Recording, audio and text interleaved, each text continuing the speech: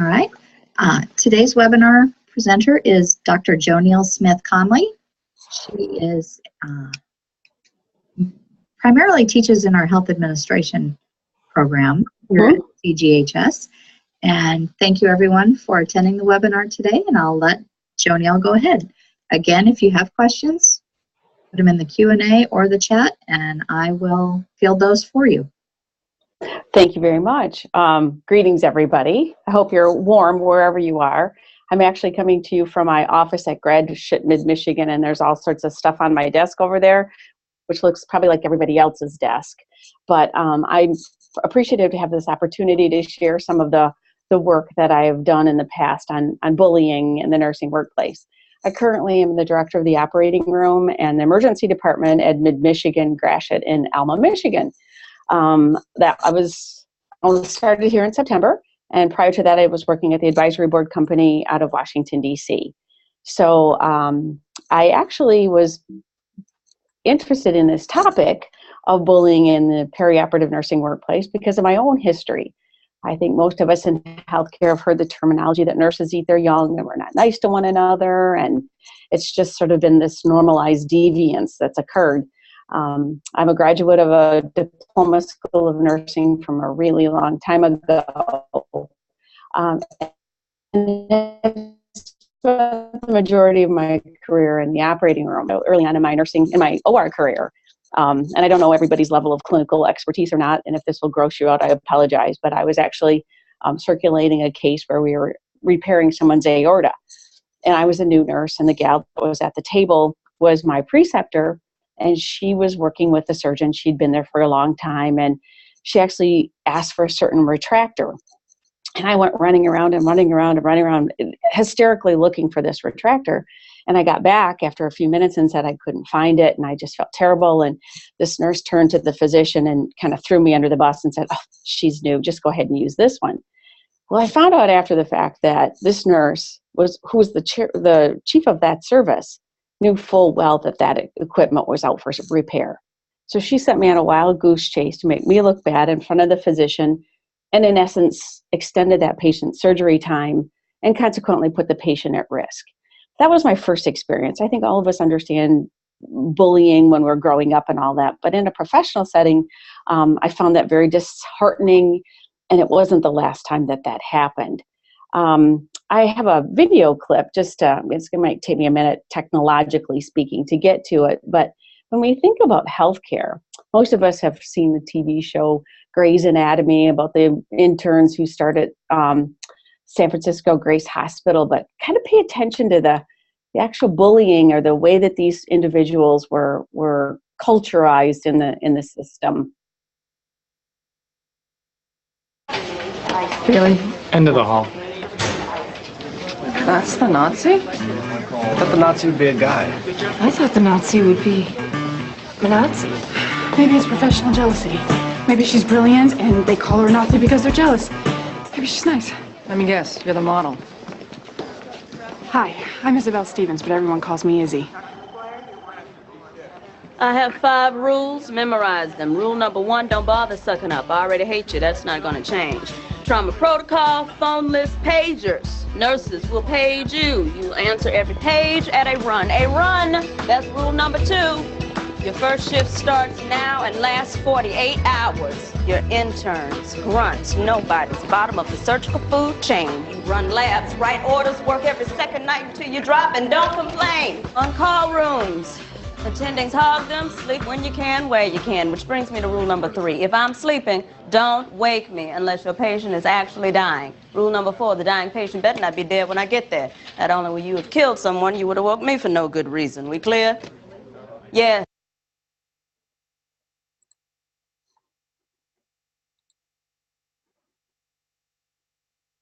I don't know if you guys lost me or not on that. We sort of missed the end of that conversation. Just go to.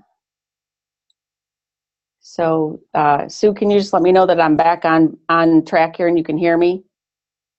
Yes, you're back. Okay. And that was hilarious. Yeah. So there's parts of that video that I think are real important for us in healthcare to understand.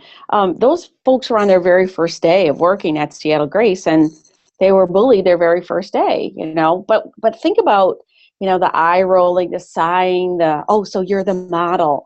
But when you think about Bailey's rules, rule number 3, don't call me unless the patient's dying. Rule number 4, the patient better not be dead when I got there because you think I'd killed the patient, killed somebody for no good reason. So I guess the question is, when are they going to call her? And the answer is never. So think about these impacts as it relates to patient care. So I think all of us have a concept of what bullying is and what it looks like, and it is really pervasive in American businesses, and it is really pervasive in the nursing workplace. And I would posit that it's probably prevalent in other places in healthcare.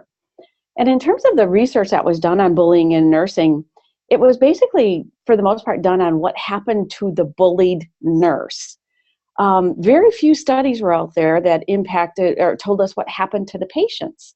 Now, again, if you kind of stretch this out, when you think, okay, if the nurse is bullied, chances are he or she is not at her best. If he or she is not at her best, consequently, that would impact patient care. And so I was really driven to this when I was coming up with a topic for my doctoral dissertation. And I knew going in that this is what I was going to study. And we can have the conversation about how my mentor thought it wasn't a good topic and I pushed through and it was a good topic. But there is this urgency about this in terms of bullying in healthcare. The kicker of this is that bullying is, for the most part, hidden from the consumers.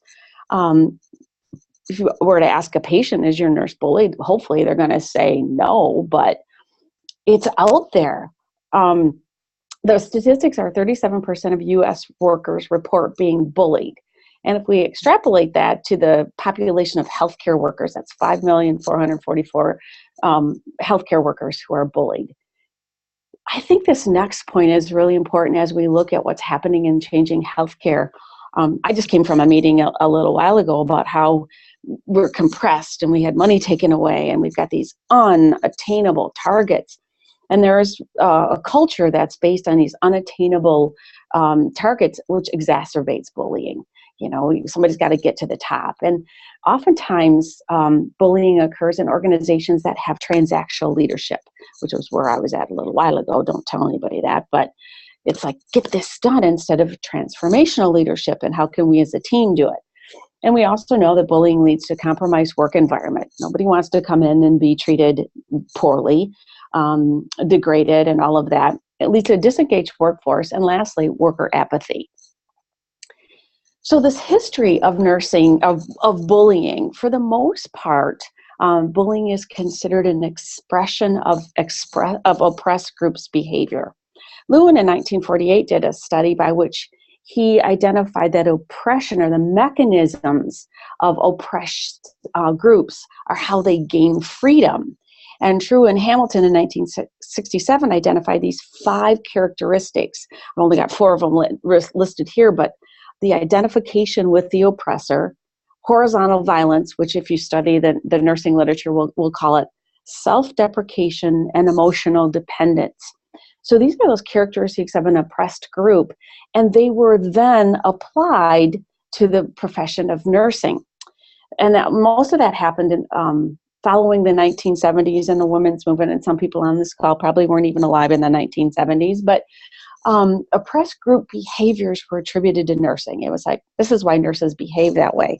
And 3 mechanisms of that were identified to reinforce bullying. First of all, the education of nurses occurred within the medical model. The nurses were the extension of the physician. They didn't have autonomy. They were, in essence, oppressed. There were rewards to nurses who exhibited the preferred behaviors. The nurses that were very passive. And again, when I think about when I went into nursing in the late 70s, you know, we stood up when the physician walked in the room and we gave our chairs away and all of that. And those are the preferred behaviors. And fast forward to the 1970s in the women's movement, those things started to change. And there was appeasement of those that were oppressed. So what happened is over the years is that this application of the oppression theory towards nursing saying, okay, we figured out what caused it, didn't result in any decline in behaviors. The bullying behavior still continued. There wasn't anything that was happening. There was no theories. There was nothing out there that said, they just said, oh, nurses are oppressed and this is why they eat their young. This is why they behave that way. Well, because the behaviors hadn't changed, it really identified that there should be some other kind of explanation that was necessary. Another real important thing in my learning, and one of the things I think all of us that are in the healthcare field recognize, that in 2008, the Joint Commission actually issued a sentinel event alert, meaning this is important, this is serious. And this was in 2008. And this was, actually the line in the sand, or they called it disruptive behavior, which is the same as bullying. But disruptive behavior, and I'm going to just go ahead and read this, is conduct by a health professional that intimidates others in an organization to the extent that quality and safety are compromised. So when you think about it, and again, there's a lot of studies, and when I was doing my research, I actually found a study of pharmacists, that the pharmacists did not call the physicians to clarify orders because of the intimidation factor. So there was a lot of information out there, but not so much as it related to the patient care. So let's look at some of these behaviors. Some of them, again, are overt. The verbal outbreaks, the physical threats. And again, people go, oh, how can that be physical threats? But I was a director of an operating room where a surgeon actually stabbed an OR tech in the hand because she was chomping on her gum. Now, that guy was a little bit off the beam, but again, there are physical threats. There are things. But what is harder to identify are those passive behaviors. The physician who won't answer his pages, who's condescending, who's uncooperative with the routine activities. And again, these are the intonation, the impatience. And one of the things that was also part of this sentinel alert was that organizations that don't address these issues are complicit and are held accountable. So the Joint Commission in 2008 said, wait, this is serious enough. And this was based on the work of Rosenberg, which you'll see I referenced a little bit later. So the purpose of my study was actually to utilize this Marie Hutchinson. She's a researcher out of Australia who was absolutely amazing when I reached out to her for help. Again, people have written to me post-work and said, can we use your stuff? And I will do it. But she was a continent away and did everything she could to help me. And she had done a lot of bullying work in Australia, but Hutchinson, Jackson, Wilkes, and Vickers identified this explanatory model of bullying in the nursing workplace. And it was validated for an Australian audience, so I wanted to see how applicable it was for an American audience. So that was one piece of it. And I also wanted to look at the negative effect on what's called the surgical never events. And those were not originally measured by Hutchinson, but the 5 surgical never events, surgery on the wrong patient, wrong site, wrong procedure, routine surgical instrument, and a death of a healthy patient. So I wanted to see, can we take this explanatory tool regarding bullying and identify, is there some kind of correlation between these bullying factors and patient outcomes? So this, again, using the oppression theory framework and also Hutchinson's model, and her 3 pieces, and I'll show you a depiction of that in just a second, were organizational, and she called them antecedents, but she allowed me to call them predictors, the actual bullying acts, and then the consequences of bullying. And so this is how she actually put her model together. If you go to the far left, the organizational antecedents, meaning organizational tolerance and a reward for bullying. The second one were those informal alliances. And the third part was the misuse of authority. This is what she considered her predictors. The middle section were the bullying acts. And I'm going to spend a whole lot of time because I think most people understand that. But she actually broke it into 3 categories: personal attacks, attacks on reputation and competence, and attacks to work task, meaning giving somebody an assignment that was just they were unable to be successful. And then the consequences of bullying, this normalization of bullying, distress and avoidance of work, health effects, and then interruption in the career. So we actually took this model, she has what's called the WI, the workplace bullying inventory, and created subscales for each of these 3 categories. And so, again, taking the first one, the bullying acts, the personal attacks, reputation. And again, part of what it was is there's no really universal definition of bullying. They were all over the board. So I ended up taking Hutchinson's definition, knowing that it could be overt or it could be covert. I worked in places where nurses would hide pieces of equipment or they share information. There were things that were going on. Oftentimes the bullying acts are repetitive, resulting from an imbalance in power. Underline, they are intended to harm the target.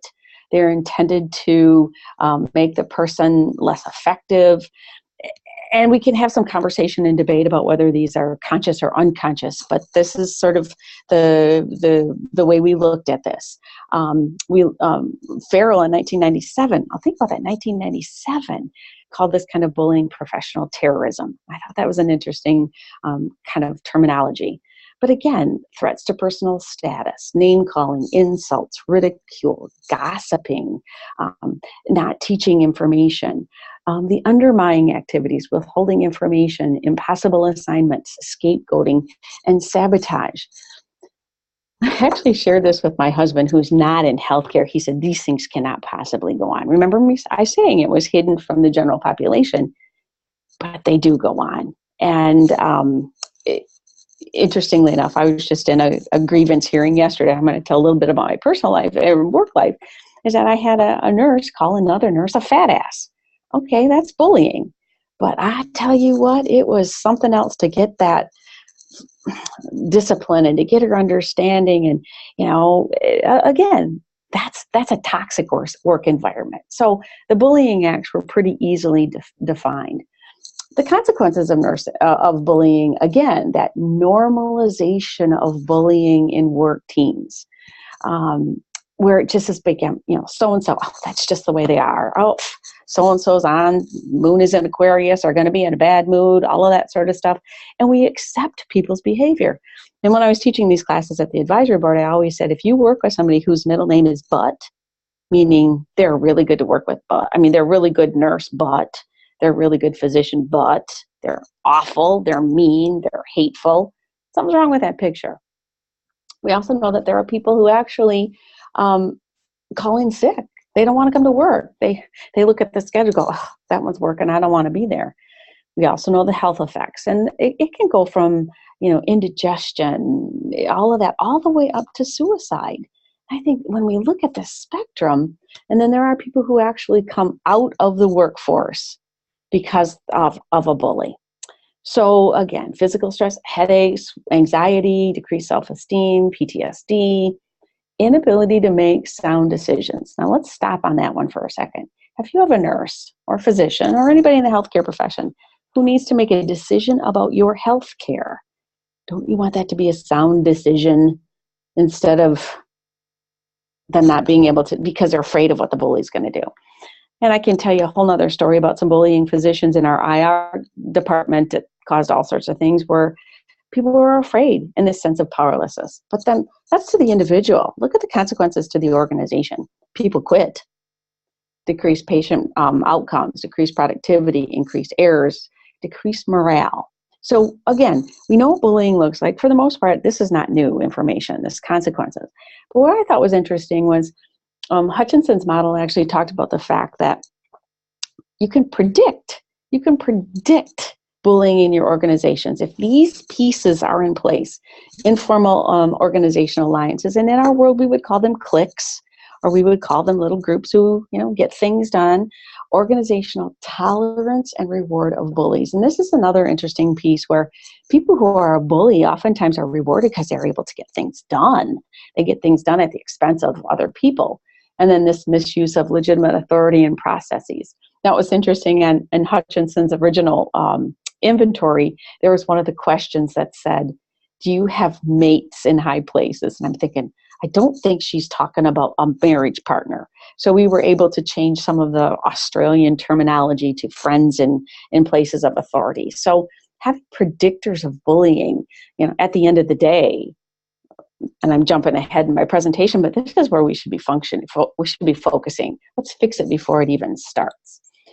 So the research questions, again, to what extent do the organizational predictors of bullying and bullying acts, are they related to one another? to what degree are the organizational predictors and the consequences related, to what degrees are the bullying acts and the consequences, all this correlation piece. But where my heart was following was question number 4. Is there a relationship between bullying in the perioperative nursing workplace and potential negative effects of patient outcome in the surgical never events, in terms of surgical never events? I knew I needed to do all that other stuff just to make sure that we were on the right track. But again, where my meat and potatoes were right there on question number 4. So again, the hypotheses, in terms of the level of exposure being correlated to bullying acts, the level of exposure being related to consequences, the level of exposure being related to the bullying acts and all that. The hypotheses were all correlational. But again, the 4th one, again, was where my heart was. And again, the null hypothesis, there's no relationship between bullying in the perioperative nursing workplace and the potential negative impacts. Again, jumping ahead, there is a correlation, it's a relationship. So again, this was a quantitative correlational study with a focus on the relationship between bullying and the patient outcomes. The independent variable was the bullying in the perioperative nursing workplace as measured by the workplace bullying inventory. And again, we made subsets for each of those 3 categories, predictors, acts, and consequences. And the dependent variable was the perioperative nurse's perception of the impact on bullying. Now again, there was some conversation about the nurse's perception, but it was impossible to go back and to retrospectively look at all the never events. So this was our proxy where that was concerned. So how was I going to get to all these nurses? We used a link to the Association of Perioperative Nurses, registered nurses, used SurveyMonkey. I used every possible internet link I could find. I put information out on all the practice councils for the AORN. Again, there was informed consent, there was demographics, there was the bullying inventory, and then there was additional questions about the impact on bullying on patient outcomes. What was interesting, again, we needed to look at the reliability, the frequency, the descriptive, the correlation, and then the regression analysis on research question number 4. So my population, again, were registered nurses employed in med-surg hospitals. The target population, again, was perioperative nurses practicing in the United States, and the participants being 18 years or older. So my sample was drawn from approximately 116,000 perioperative nurses in the United States, with a sample size for confidence interval was 393 samples. So I put my survey out, posted it on all sorts of sites, and everybody said, "Oh, JoNeil, you're never going to get that many. It's going to take forever." In one day, well, it was actually 36 hours, I had 393. And within 3 days, I had almost 1,100 responses. So this was a hot topic with the nurses. I mean, I didn't have to wait. These surveys were returned. And what was interesting is not only the surveys, but oh my goodness, I had nurses just writing to me with their stories and what had happened to them and leaving the profession. And it was gut-wrenching to get these responses from the nurses. So again, they ended up with 1,267 surveys. So again, we did in hypothesis number 1, there was a positive correlation between the exposure of organizational predictors and exposure to bullying acts. Again, if bullying acts are present within the organization, this increases the influence of organizational predictors. So again, that was the correlation there. There was a negative correlation between the level of exposure to predictors of bullying and the consequences. As the levels of exposure of the predictors decrease, the consequences of the perioperative nursing workplace increase. And this was really unexpected. But we kind of thought that went through and thinking, okay, they just get numb to it, and they're not willing to report it. And so there's some other diving deeper into this negative correlation between the exposure of the acts and the consequences. And this means as they just get used to it, it just becomes the norm in their workplace. But as I mentioned before, hypothesis 4 was my hot spot, and I really wanted to find out did the nurses really believe if bullying impacted their ability to deliver patient care and on these particular items. So doing surgery on the wrong patient, surgery on the wrong site, the wrong procedure, retained instruments, and the death of a healthy patient. And again, there was a significant relationship to all of these. So who were the bullies and where did they fall out on this? Again, I thought this was interesting, and this didn't surprise me that the surgeon came out as the highest bully. Now, again, that's the nurse in me. Any physicians on the line, please forgive me. But what was interesting when you added these up, when you added bullied by a colleague, bullied by your supervisor, and bullied by an allied health staff member, it was higher than bullied by the physician. But nobody was spared. Nobody was spared in this. So again, it's out there. And so I kind of gave the physician a pass on this one because I was looking at the nurse-to-nurse bullying, but they're equally culpable where this is concerned. So this was where my heart lie in terms of the impact of the bullying on the surgical never events. Now, if we stop back for just a minute and we take our researcher's hat off to our patient hat, if this happens only once, it's one too many times. If bullying impacts the death of a patient one time, and again, this was the nurses, the significance was small, but it was still there in their responses.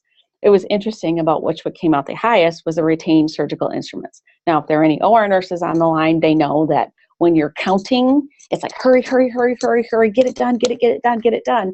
That came out at the one that was the highest. But the bottom line is, from our patient hat, it doesn't matter. One time is one time too many if bullying impacts the death of the patient. So the result of the stepwise regression analysis indicated that the 2 of the 3 subscales, which were organizational predictors and consequences, were statistically related to all 5 surgical never events.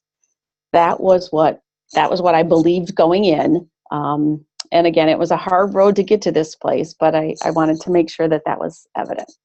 So the significance of this study in terms of leadership, it sounds simple, but fix the culture. Fix it before it happens. Understand that the culture is leadership driven.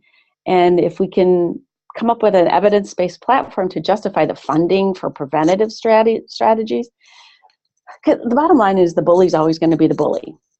But we in leadership have to fix the culture so that that is mitigated to the most. We need to assess in terms of nursing the negative impact of bullying upon the industry, and we need to have nurses be able to have their voice to identify those negative impacts of their actions. So again, if this bullying isn't controlled, we have a serious problem with the harmonious relationships. Fast forward, I can change the names and the faces in this particular instance, but I had a surgeon, you know where I'm telling you about, who refused to talk to the scrub tech because the scrub tech was mean to his wife's best friend. Now that sounds silly. It sounds childish.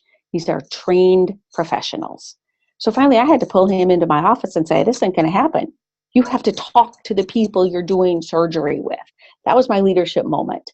Again, we had leadership have to be willing to take the hard line on that.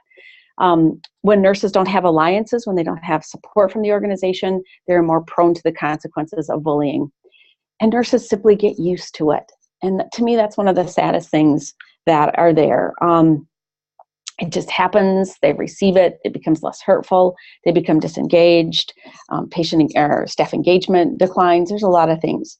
Again, one of the other explanations of this could be the age and the seniority of the sample. Bullying should be eliminated, we know that. I'm not telling you anything you don't already know. But again, the support of this hypothesis should get the attention of healthcare leaders. Nurses believe that bullying impacts surgery on the wrong patient, wrong procedure, wrong site, leaving a patient, something inside of a patient and the death. None of those things should ever happen. That's why we call them surgical never events. So some of the recommendations, again, from my original study, was that it's unacceptable to commit mistakes and bullying should be stopped. Bullying affiliation should be eliminated in nursing organizations.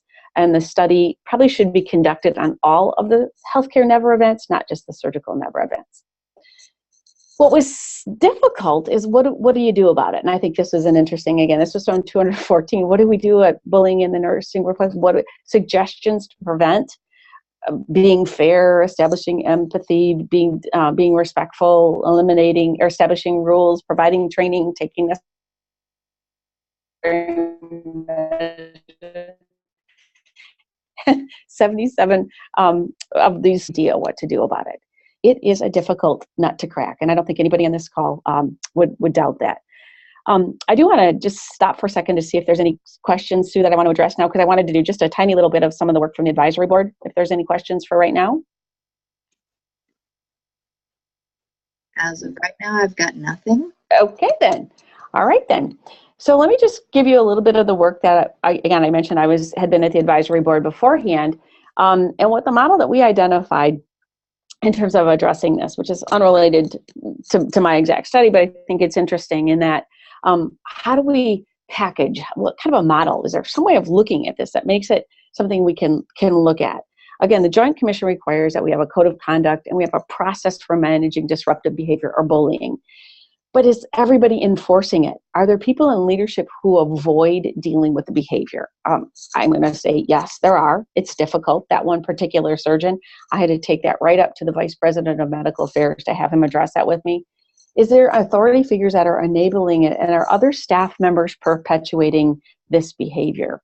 So the model that we identified at the advisory board, and this is advisory.com if anybody wants to have access to this, there are bystanders in organizations and healthcare organizations who see this happening and do nothing about it. Those are the bystanders.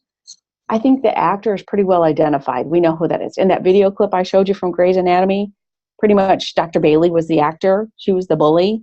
But so were some of the others. If you notice, oh yeah, you're the model. So we know that actor, and oftentimes we think we can change the actor and it's going to fix everything. Are there either enabling policies, procedures, or people in the organization? And are other people preserving that behavior by collaborating? A question, how did those people know on day one that Dr. Bailey's nickname was the Nazi?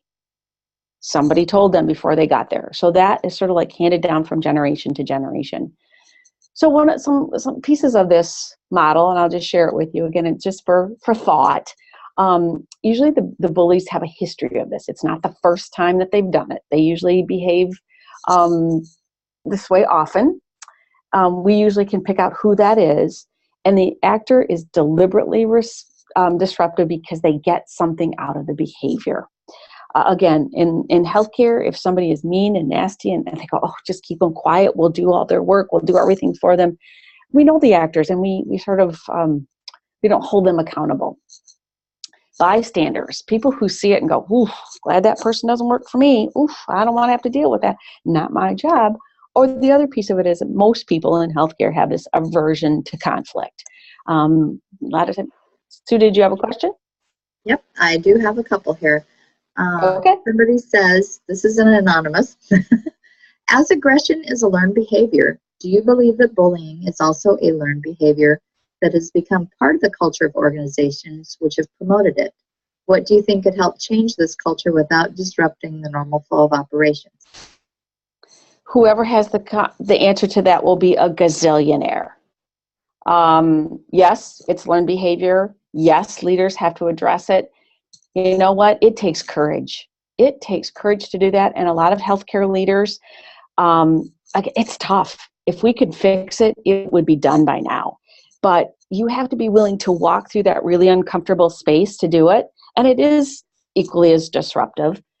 But organizations can no longer afford to keep a disruptor. They can't afford a surgeon who won't talk to their scrub tech. They have to be willing to hold everybody accountable and say, you know what, if you can't follow our code of conduct, you can't work here. Do I have the techniques and strategies? I wish I did, because I'd be a millionaire. Anything else, Sue? Yep, there's one more.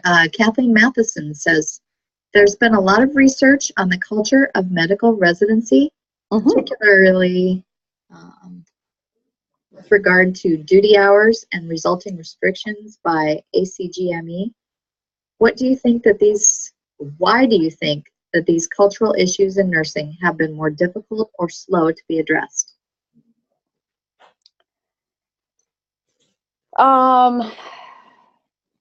They're giving you some good ones, aren't they? They are. And I don't want to go to a whole gender thing, but I do think there are some gender issues involved in it.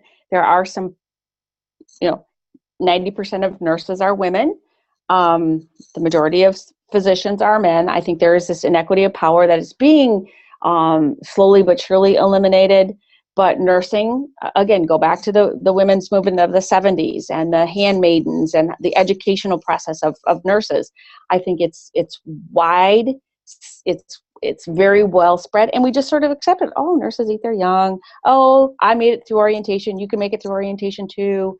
But I think when we tie that into the patient outcomes, it has more teeth. And the nursing leaders that I work with are are very willing to do it, but they haven't been trained to do that. You got to remember too, in nursing, many nurses, and oftentimes in healthcare, were really good clinicians. I was the best OR nurse you ever saw. And somebody said, oh my God, you're so good, you should be the boss. I was ill prepared to be the boss. So I think some of that has happened. I think that's one explanation. There may be others. Shall I move on? I've got one more. Okay. It says, our accountability and transparency division is the biggest bully. How would you bring this up to the CEO, and how would you go about catching them in the act? Say that one more time. Our accountability and transparency division, so I'm assuming this is where this person works, is the biggest bully. How would you bring this up to the CEO, and how would you go about catching them in the act? And there's a follow-up question to that as well, but I'll let you do the first one first. Well, I've worked at places where the middle manager is the bully and it has to get up to the CEO. First of all, you have to document objectively, not emotionally. And in a couple of minutes, I'm going to show you a model about having the conversation about describing the behavior. This is where you separate the who from the do. And when I have conversations with the bully, it's not about you, but this behavior is unacceptable. And when we talk about catching him in the act, oftentimes our emotions get involved, and we have this victim mentality. And I'm going to tell you to step out of that, and I'm going to tell you to be very black and white. And I'm also going to tell you to track the consequences of that. We couldn't get the work done. We didn't meet our deadlines. We were unable to do this. It cost the organization this much money. These are the behaviors that we witnessed. Don't say, oh, so-and-so was rude. No, these are the exact words that came out of their mouth. My suggestion is you've got to document it as clearly and as unemotionally as possible. And then you take that, and I would say, again, you have to document, and you have to push it up the chain.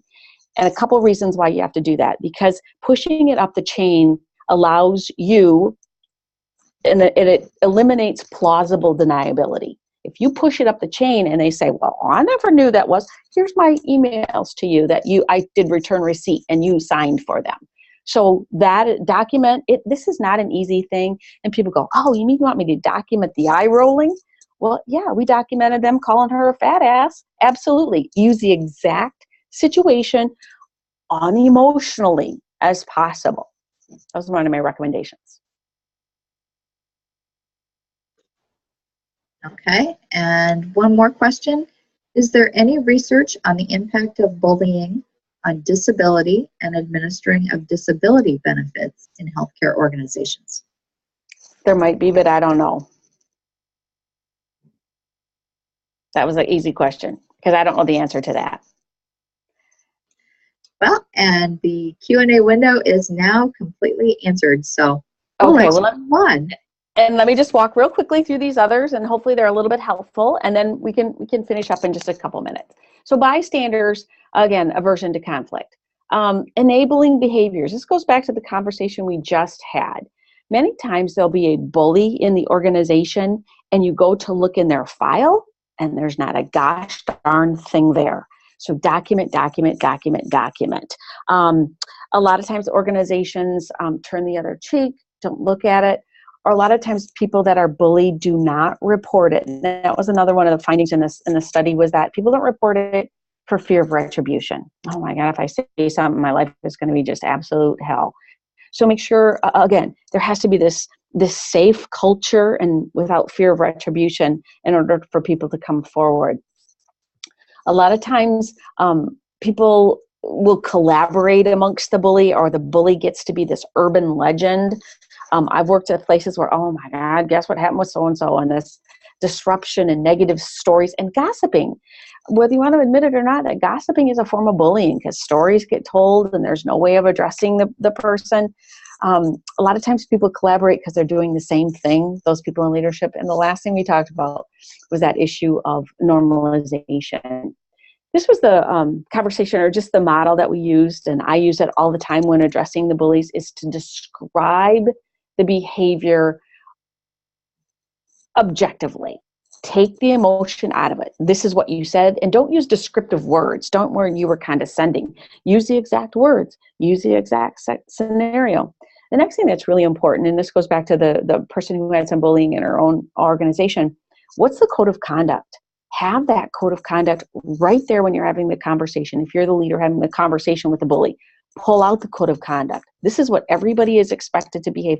When you, and I've told bullies before, you can be in a bad mood. The minute you cross that threshold, swipe that badge, you are now the face of this organization, and you don't get to act that way. This is unacceptable behavior.